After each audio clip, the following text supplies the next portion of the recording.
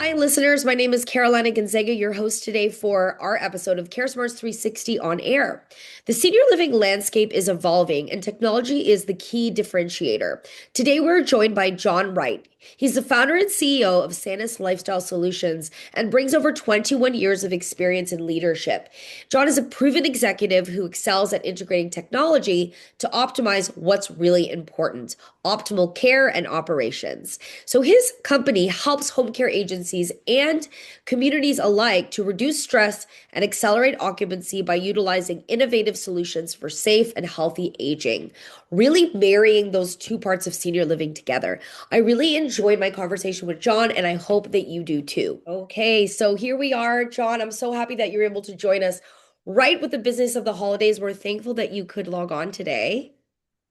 Thank you. Thank you for having me. And I've enjoyed learning, talking to you before, pressing record, learning about what you do and what led you, to build your business today. But something that I love is knowing that we come from kind of the same place, the same passion. So I come from senior living. That's where I started. And it sounds like you kind of did too, into leading to this company that we're going to talk about today. So if you don't mind, John, I'd love to know about your journey, where the senior living um, I'm not going to call it a bug. That's not the right word. The passion. We don't like that Yeah. word post-pandemic, but the senior living passion kind of started, and then what led you to bring Sanus to life, if you don't mind. No, not at all. And great question. I think the thing, and it truly is a passion, you have to have passion to serve because that's ultimately what you're doing in this industry. I actually cut my teeth in senior living, just like you, back in 2001 with a company actually locally where I live in Milwaukee, Wisconsin, called Direct Supply. So not only did I learn a lot about the industry, but I also had some great mentors there and great opportunities to learn about the industry, why changing it matters, and how to provide the best quality of care, equaling quality of life for individuals. So I worked with them for about 5 years as part of their construction and project management team. And I had 17 states that I was responsible for in the southeastern United States and half of California. So it's just kind of how they broke it up. But that Yeah. is what it is. So Busy state, but lots going on there, so lots huge going on there. responsibility added. Yeah. But I loved it, and I loved the opportunity. I didn't know much about it prior, and when I got in, I just couldn't learn enough. Excuse me. So that led me to learn more about what we refer to as the continuum of care. All right. So often we'll talk about, independent living, assisted living, then there's memory care and skilled. So often people in our industry look at that as the continuum of care when the reality is it actually starts at home. So you have to look at the in-home caregiving team, and a lot of times that handshake or that transition from the home to the senior living side of things can be a little bit dicey. Nobody technically wants to go into a senior living community because most folks still have a stigma of what it is, right? They remember that in their mind. They've got this picture of a long, sterile, straight hallway with mauve VCT tiles and everything else you remember seeing about it. So kind of breaking that stigma, but also making that transition as easy as possible. So moving on from that, I got my certified agent and place specialist, helped individuals like modify and maintain their homes in a way where they could keep that independence at home and live where they wanted to be as long as possible until they had to transition over. Which ultimately led me to create my own business, Sanus Lifestyle Solutions.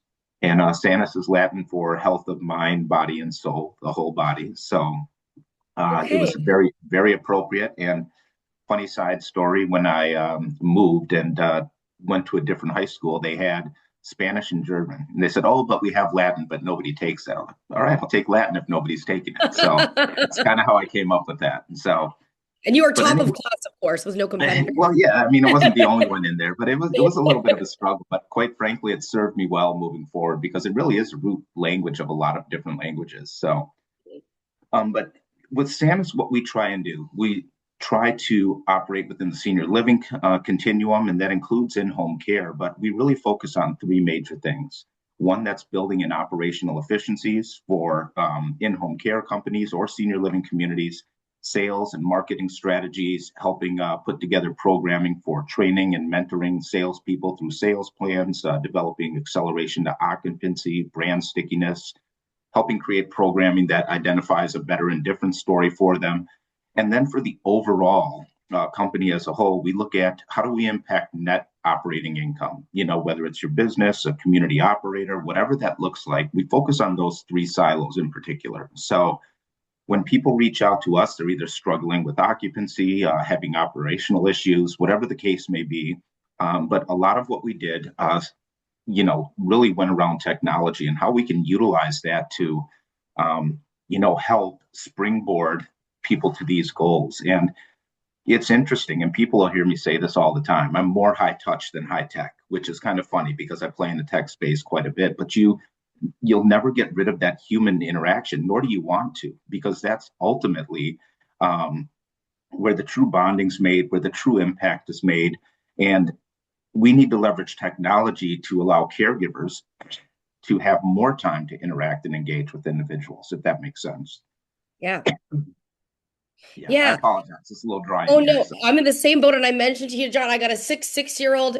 'Tis the season, buddy. To all of our listening, Yeah. to those who celebrate, yeah. So so initially working in direct supply, which is such a diverse, offering, and you probably learned quite a bit there, and then starting Sanus Lifestyle Solutions. It sounds like the three pillars or the three silos that you focus on really came from a need that you sensed from the industry in your conversations. And so I'm wondering how you've seen, when did you start Sanus, by the way? What year did you begin operating? Yeah, about 7 years ago. 7 years And ago. I've worked in senior living communities too. So this is not just me thinking, I think they need this and this will work. I've seen firsthand, Yeah, what the issues are and how yeah, to solve for X, if you will, and yeah. why that's going to make an impactful difference across all fronts. Yeah. I'm wondering how you've seen the conversations about technology change in 7 years. And from my experience, I started, in the industry 21 years ago, Okay. and technology I mean, they were just transitioning to, electronic charting, Yeah. Yeah. and the daily ADLs. I mean, it was all new. And my mother being, an RN in Canada, we call it long-term care. Yeah. I remember that transition of like now they want me to turn on a computer. And I remember working in sales and marketing within, the retirement private pay space, and having our general manager say, we'll never have an Instagram or a Facebook because that wouldn't respect, the privacy restrictions. We wouldn't be able to advertise that way. My gosh, John, what a change. And that comes with a 100%. lot of complex. So can you tell me kind of in general, what are some of those biggest transitions you've seen in the past 7 years? So even in 7 years is a lifetime with technology, right? So Yeah. and to the point that you just brought up, I don't think there's a successful senior living community or business in the senior space that isn't utilizing social media, right? Yep. So I don't think it's a bad thing at all. I actually encourage it because it's an opportunity. You have to remember when most people are actually getting into the space with their loved ones, there's some form of guilt around it, right? So they want to know real life stories. They want to see what's actually going on.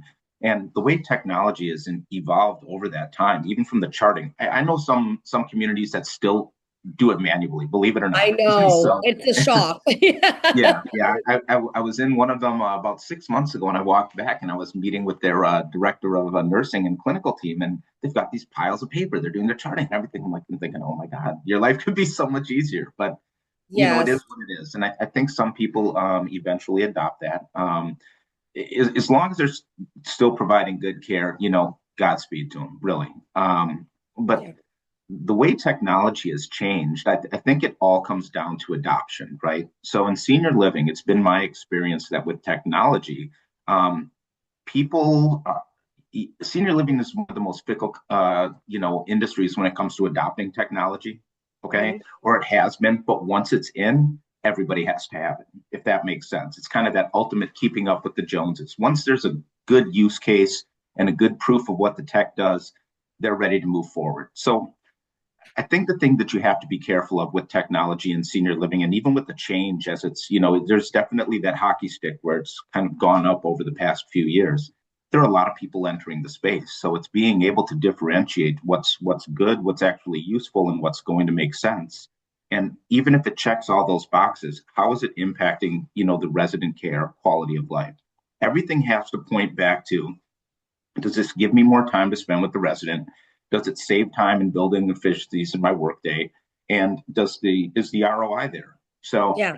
I think you're seeing more and more smartly aligned technology companies that realize that is the real focus for senior living, and they're adjusting to that on the fly. So a lot of what you're seeing now is definitely checking off the boxes that should have been checked when technology was kind of in that early adoption phase for senior living. Absolutely. Taking it to, my thoughts also come to what you said earlier of that senior living includes the home care space, which is the space that we focus at with the company I work for, CareSmartz360. Yeah, But it's curious. I don't know if it's curious, but it's almost a eureka moment just listening to you talk about how remote and fragmented home care can be. yeah, And so it's kind of surprising that it's taken this long, but now, in the past few years in the United States now, electronic visit verification is now mandatory. right. We have technologies like AccuShield where folks are needing to identify themselves, not only to make that check-in or arrival process nicer, less paper, but also for Yeah, safety, et cetera. So how do absolutely. you see home care and technology? Do you find that the home care piece of, the senior living space has followed in kind of the communal living? Or have they been pretty parallel or have they led? Any thoughts on that? Uh, it, a little bit of all, and I'll kind of give you an example. I was hired to do some consulting for an in-home care company that provided both medical and non-medical care. And two of their biggest issues that they wanted to solve for was, the first one is, how do I make that initial living room visit more memorable than the other four in-home care companies that are coming in? What's my better and different story? And the other one, which I was a little bit shocked by, because you provide that, you say, we provide companionship for your loved one. We'll do some chores, we'll do some meal prep, we'll do all those sorts of things. Caregivers they had a 4 hour block, for example. They'd go into the home, they'd finish their chores, finish the meal prep, everything else. And with an hour and a half left, they were calling, say, I'm done with everything. Can I leave? So it's great that you've got all that done, but now you've got this hour and a half worth of time that is, in my opinion, the most meaningful portion of what you're actually there to do. Learn about this individual, provide them comfort, provide them engagement, interaction, eliminate the idea of social isolation, because those are key contributors to the decline on our loved ones that are at home. So one of the things that I think you'll see in home care companies moving through more of a tech or digital platform are those really, clinically tested, engaging tools that they can utilize.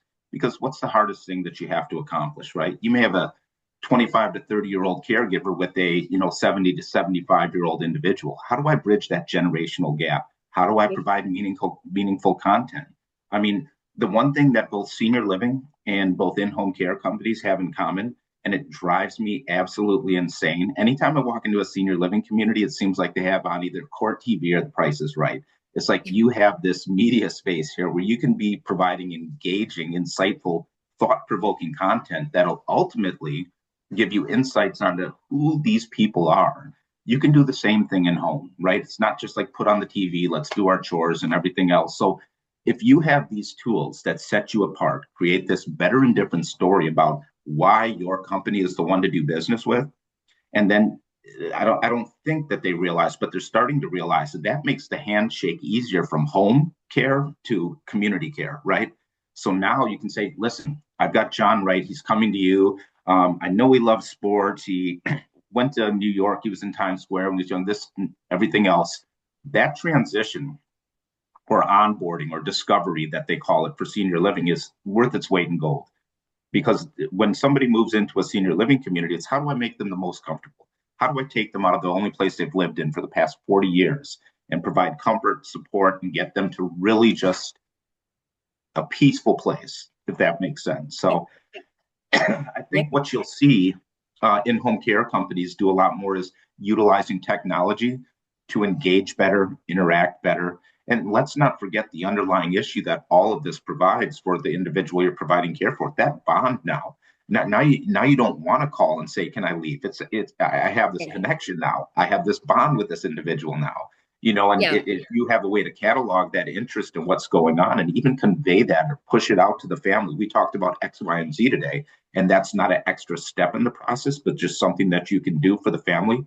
You're really checking every box that's out there, but you're providing a great benefit to the individual that you're providing care for. Absolutely.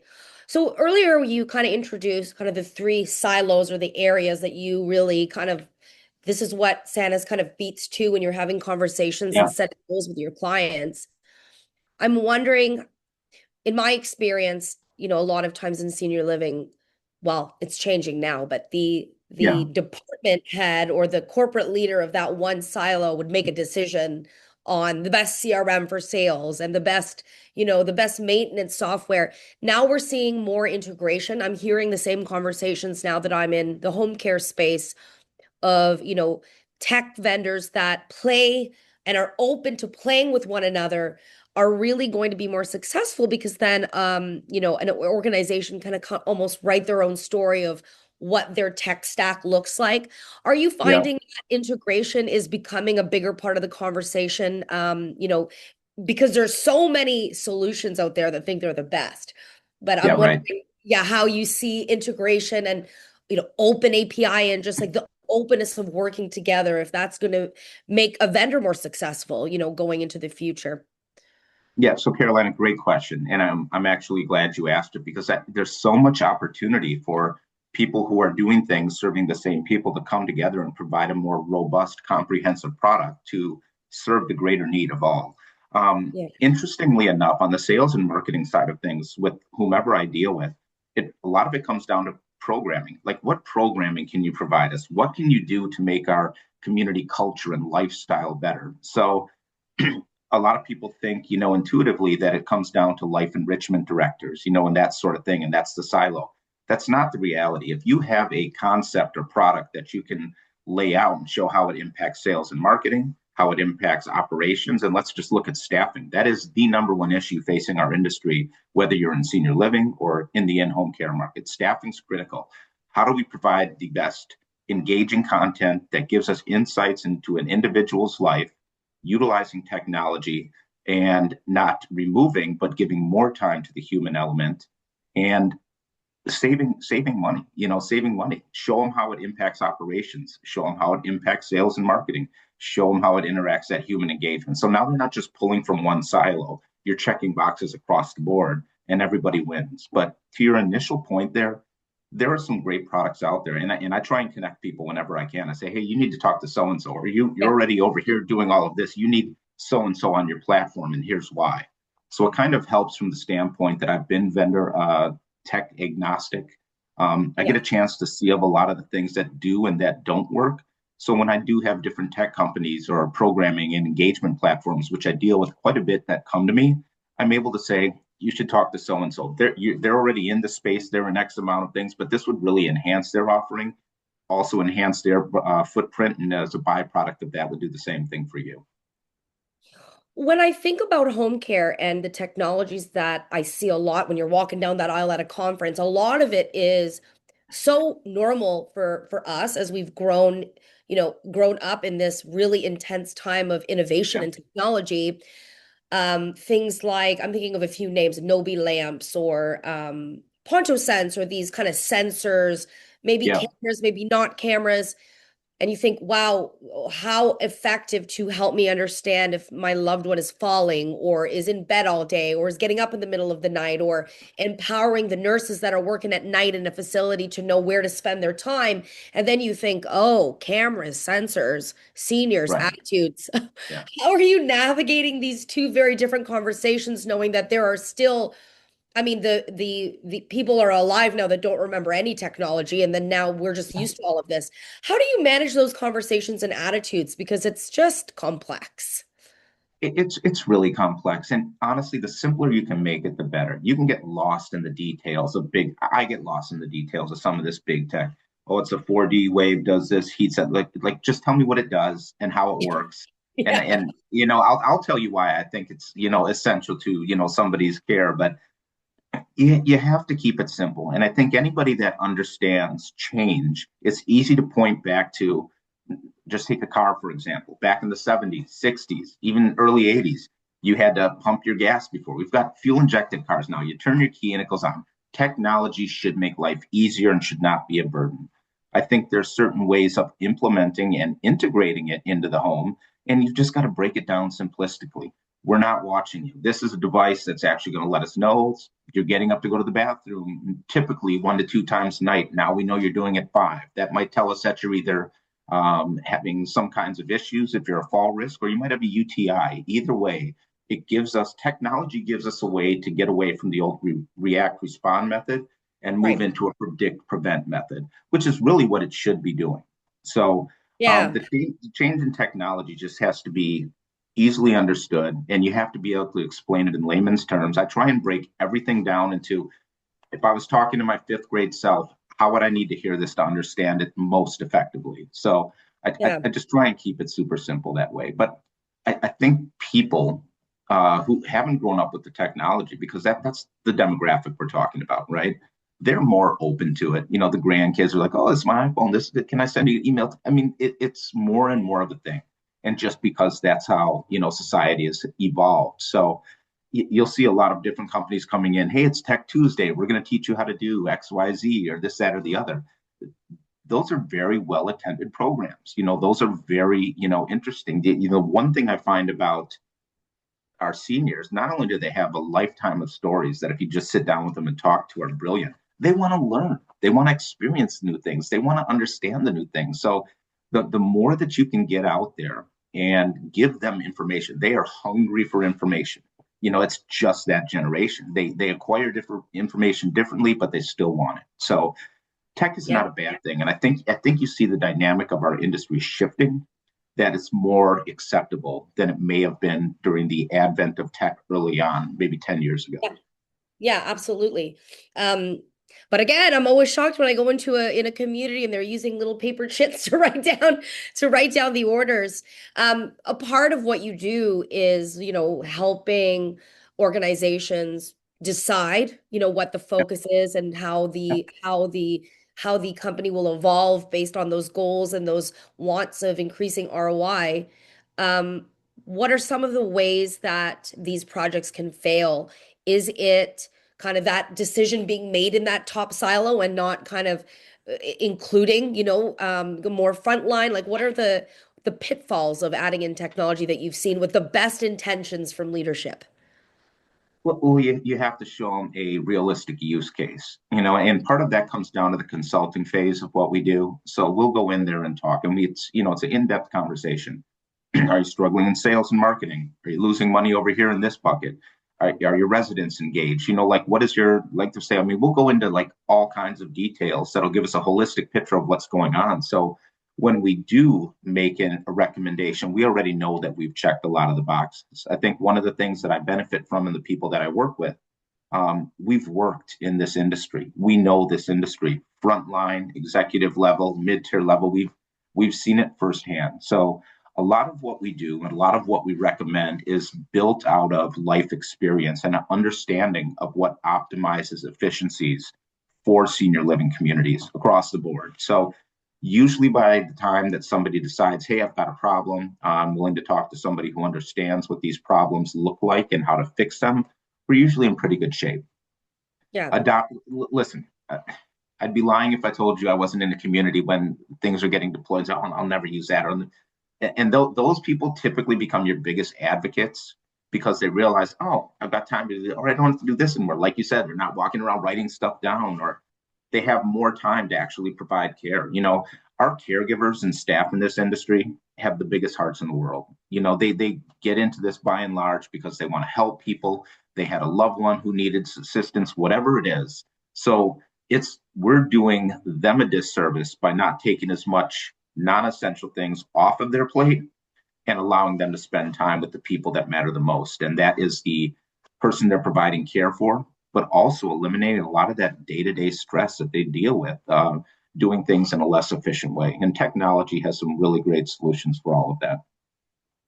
Earlier, you mentioned the biggest challenge, and I think that it's, unanimously recognized as the, short staffing, Yeah. caregiver burnout. So Are you finding that in your conversations that, leaders of, home care C-suite, senior living C-suite, given enough time, are seeing that technology can help with and directly address this, not only by creating more opportunities to have meaningful work rather than redundant work, but in other Yeah. ways too? Are you finding that those conversations are evolving and changing, and there's more of kind of a belief in this investment could actually lead to alleviating some of your biggest concerns as an organization? Yeah, I really am. And I think you kind of hit it on the head when you said the word evolving, right? So it's ever changing. A lot of senior living operators or just business owners that having care companies, but let's stick on the senior living side of it for right now.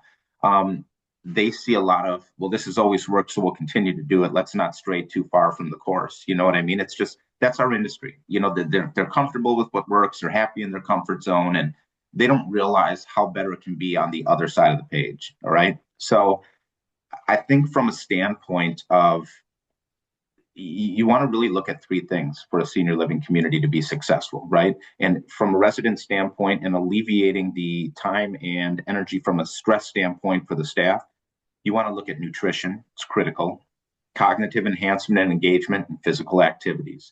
And those all fall under the bundle of programming. If you can provide those things, do them well, and make them enjoyable experiences for residents that really impact their quality of life and allow you to make changes to even the therapeutic or emotional care plan of individuals based on their own experiences, you're so far ahead of 90% of the people that are out here running these senior living communities. So a lot of it comes back to programming because that goes to culture and that goes to happy employees, less stress, more time on their hands to deal with residents, which should be the typical driver for why they're in the business anyways. And it usually is. Yeah, and you would hope so. And I think you're right. I just remember before my transition onto the tech side, more operations You know, side, is hearing the word resident less and less in a yeah, leadership meeting and wondering like where it all went. And it's funny when you think about census or occupancy on both sides of senior living, home or in community. I'm sure like even though you come in as an expert of technology, it's also like, well, you really what you've said is you really just can't forget why we're here in the first place. 100%. Think about it like this. Once operators stop addressing the symptoms and start addressing the problems, you'll Uh-huh. find that alignment becomes so natural and so easy. And you'll have that, I can't believe we didn't do this sooner moment. Absolutely. So tell me, when our listeners, come across the podcast or some of the Yeah. clips that we'll inevitably share, how is their best way to connect with you? Do you usually go to conferences? Is it email? How can they find out more about Sanus and what you guys do there? Yeah, well, this is actually perfect timing because we're updating our website and branding right now. So you can find us there, but you can also email me at John, at Sanus, Sanus, lifestylesolutions.com, or you can call us at 262-930-4435. And is there ever, and I know you mentioned your experience in the past with direct supply in like a certain catchment area. Are there any areas of the United States that you focus on? Are there any limitations of the size of an organization or footprint? No. No, none at all. Listen, our the people that we serve, and I truly mean that. You know, I just want what's best for everybody. They come in all shapes and sizes. It could be one community, it could be one individual, it could be 130 communities who wants a complete organizational and cultural, overhaul. We can do all of that and help you with your issues. So, Hey, well, that's amazing. So to all the, and again, I love that we're really connecting the home care and the community aspect. I you think that, have to. and tell them, I guess we'll end on this loaded question. Is don't you think more home care companies and senior living organizations, if they thought beyond the walls of that home or that community, that there would be more, that it should be less thinking about them and us and more of an integration there? Don't you think that all of our companies would be so much more fruitful and successful, would you say? I'd say that 100%. And I think you see it's very evidence based in our industry already. You have senior living communities that may be short staffed that are using these in home care companies to actually come in and help. But you're also seeing the other side of it. You're seeing some more forward-thinking senior living communities that want to capture that entire ecosystem. So they're providing home health and home care.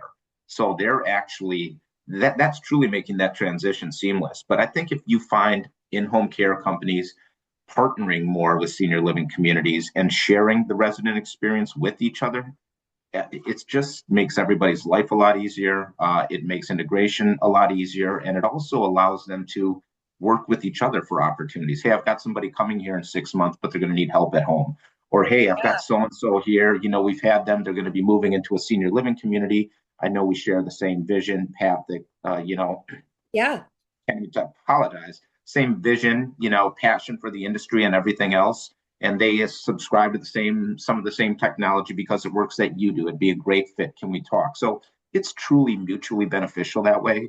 And those types of reciprocal relationships that are based out of those types of, ethical and passionate, ways in which we treat our seniors are really what makes sense at the end of the day. And they need to occur more often.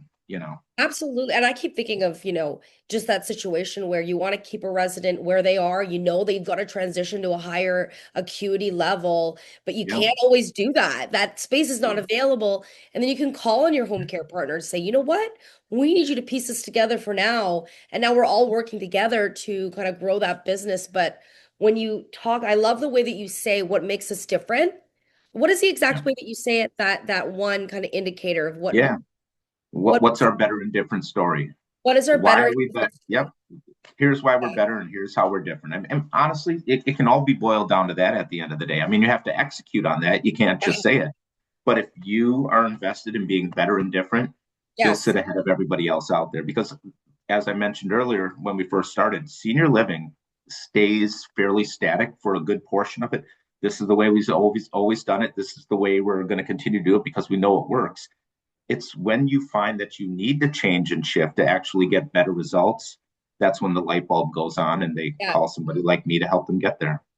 Well, I really enjoyed talking to you. If the next time you see me, John, I have a tattoo of better and different, you'll know that I have you to blame. It's something that's going to stick with me. And I appreciate I your love time that. and everything you do. And I do hope everybody that even if you're just curious, give John and his team a call. He would love to talk to you and help you. Sounds great. Carolina, thank you so much. Hope your daughter gets better soon. Pleasure speaking.